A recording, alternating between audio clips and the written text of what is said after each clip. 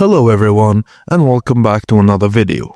Today we're gonna see how to give Robux to friends on Roblox. Firstly, head over to the official Roblox gift card page. Type in your name and your friend's name to personalize the card. Now click the Pick a Gift Card button to get started. Select whether you want a digital card sent by email or a physical card which is delivered by mail.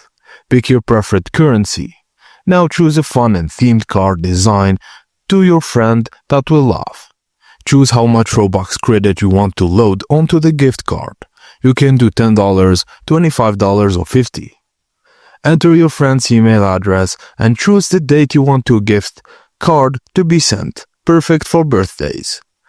Now just review your order, then complete the payment on the checkout page. And that's it, your friend will receive the Roblox gift card by email on the date you selected. And that's it guys, as simple as that. Thank you for watching, and please don't forget to like and subscribe for more.